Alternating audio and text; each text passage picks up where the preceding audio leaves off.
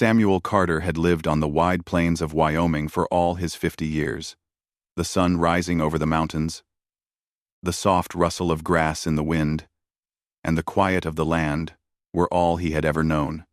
His ranch was not just a piece of land. It was a lifetime of work, memories, and pride.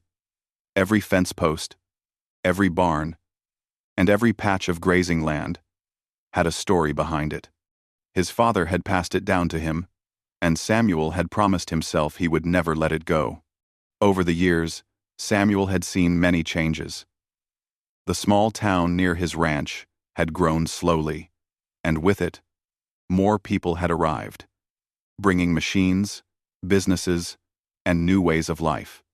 Some of the older ranchers had sold their lands to developers, thinking it was the only way to survive. Samuel had seen neighbors leave, their barns knocked down, their animals gone, their lands replaced by buildings and roads. But no matter how tempting the money seemed, he had never considered leaving.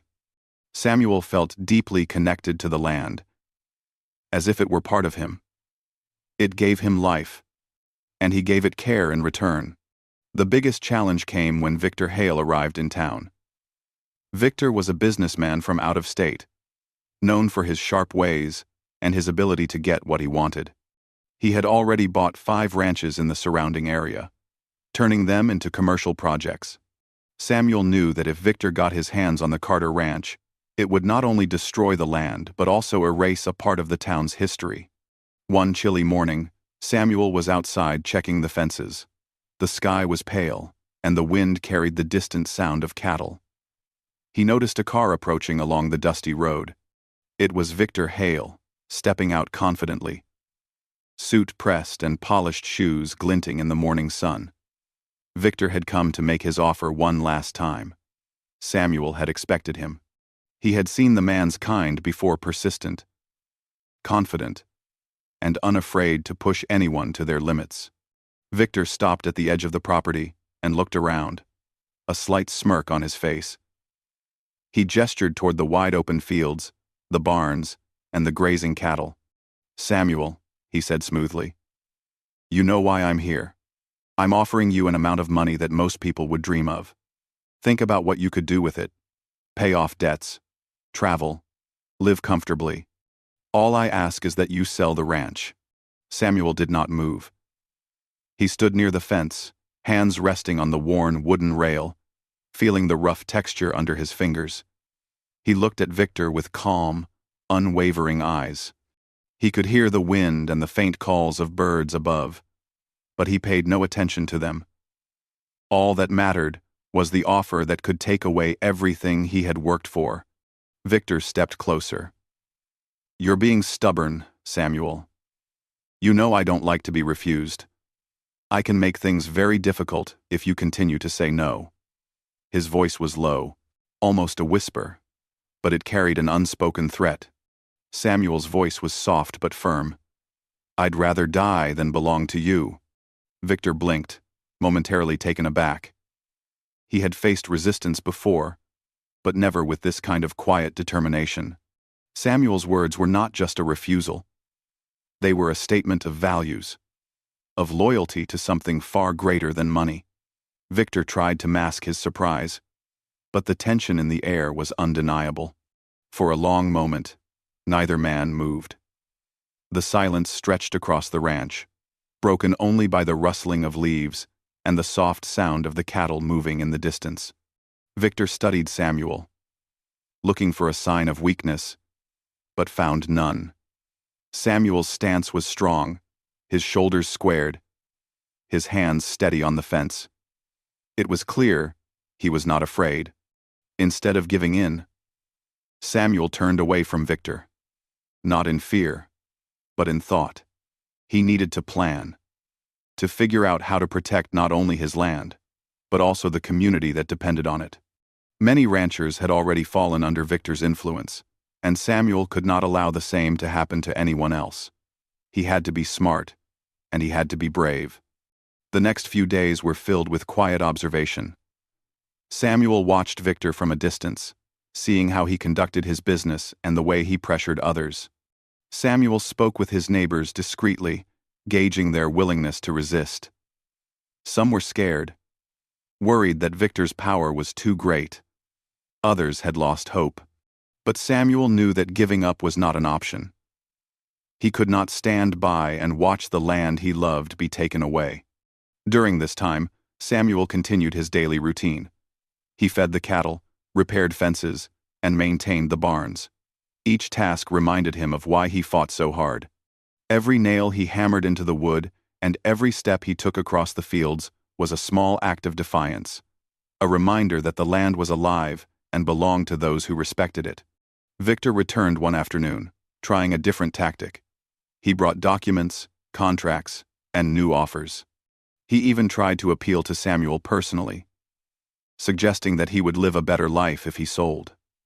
But Samuel did not waver. He listened politely, then shook his head.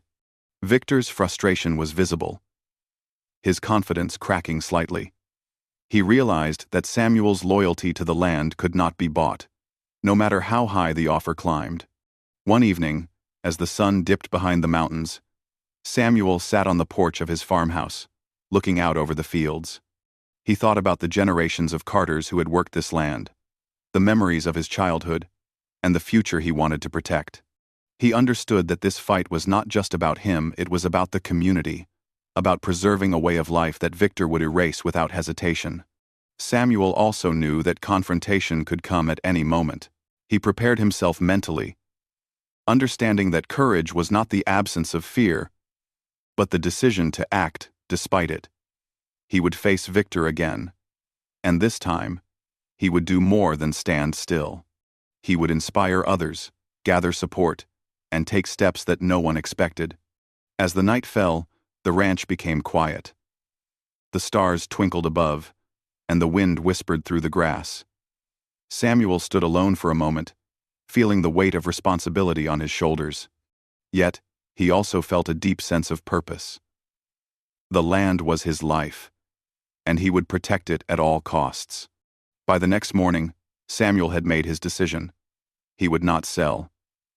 He would not fight violently, but he would stand firm. More importantly, he would take action that would unite the town, showing everyone that together, they were stronger than any businessman or threat. When Victor arrived again, expecting compliance or negotiation, he found Samuel standing at the fence, calm and resolute. There was no fear in his eyes, only determination. Samuel's words from before echoed in the air. "I'd rather die than belong to you." Victor realized, finally, that Samuel was not alone. He was rooted in something deeper than contracts and money. He was rooted in community, history, and a love for the land that could not be shaken. Samuel's stillness was not weakness, it was strength. And in that quiet, defiant moment, the beginning of a plan was born. A plan that would change the future of the ranch, the town, and the lives of everyone around him. The morning sun rose slowly over the Wyoming plains, casting a warm glow on the fields that Samuel Carter had protected all his life. After the tense standoff with Victor Hale, Samuel knew that standing alone was not enough. He needed a plan, a way to protect not just his land, but the entire community.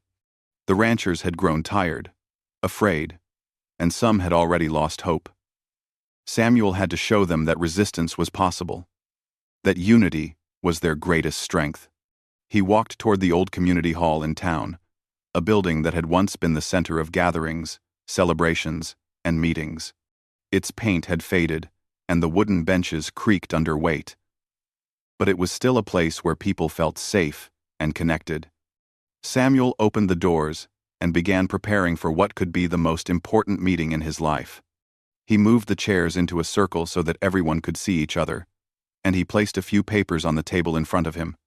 By mid-morning, townspeople began to arrive. They were cautious, unsure of what to expect. Many remembered how Victor had pressured others in the past, buying their land and leaving them with nothing. Faces were tense, hands folded tightly in laps, eyes flicking nervously around the room. Samuel welcomed them quietly, nodding as they entered. He could see the doubt in their expressions, but he also noticed a flicker of hope. Hope that someone would stand up for them, that someone would show them a way to fight back without violence. When everyone had settled, Samuel stepped forward. His voice was calm, but strong. "I know many of you are scared," he began, "and some of you have already lost land to Victor Hale. But we cannot let fear decide our future. This is our home, our community, and our way of life. If we work together, we can protect what is left. Not just for ourselves, but for the generations that will come after us." A murmur ran through the room.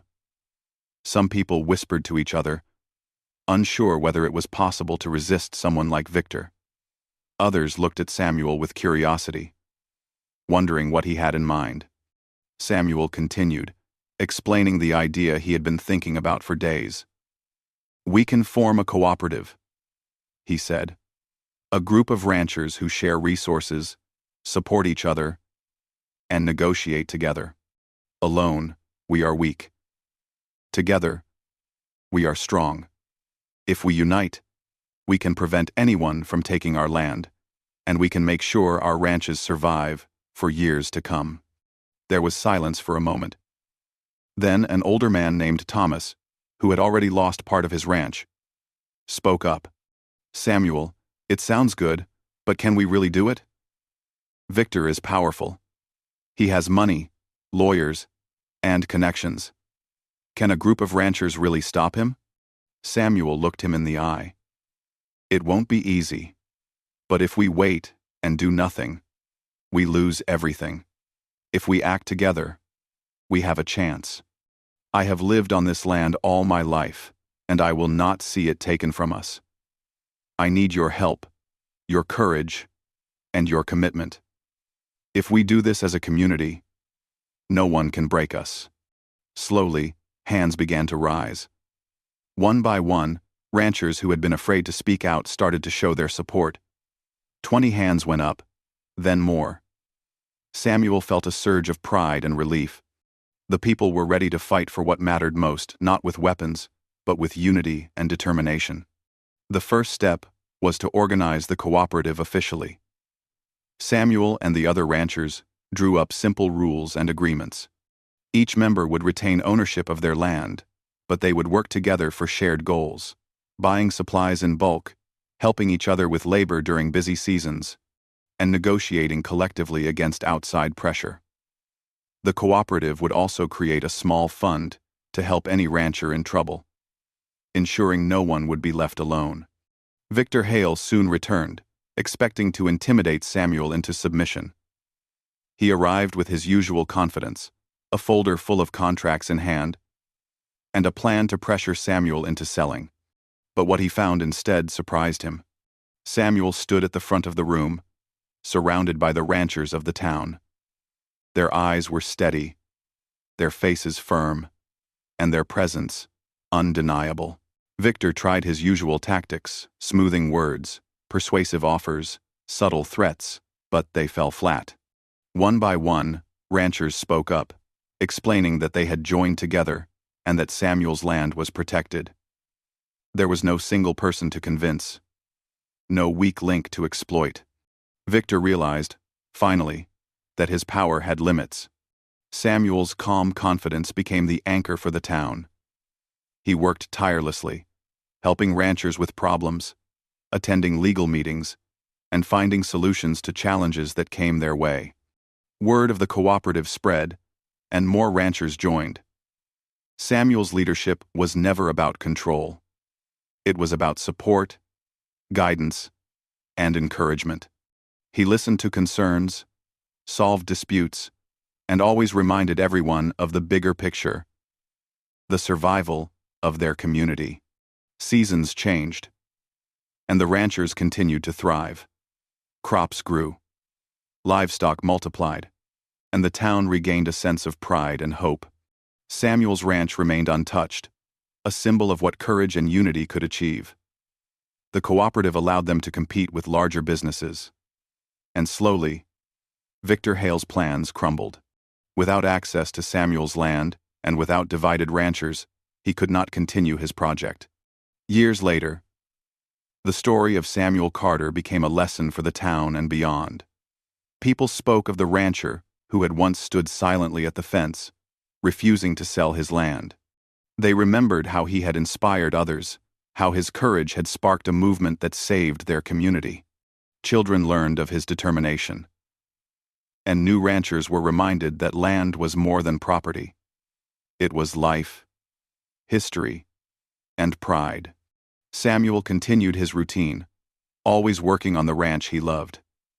But now, he did so with the knowledge that he was not alone, that the community he cared for had grown stronger because of his actions.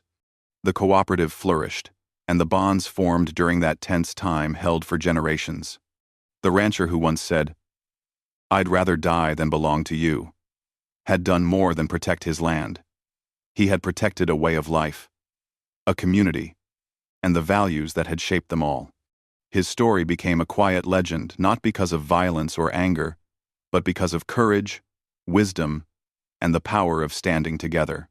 And though the plains of Wyoming remained as vast and silent as ever, they now carried the stories of people who would not give up, who would protect what was theirs, and who would always remember the man who had taught them the meaning of true strength.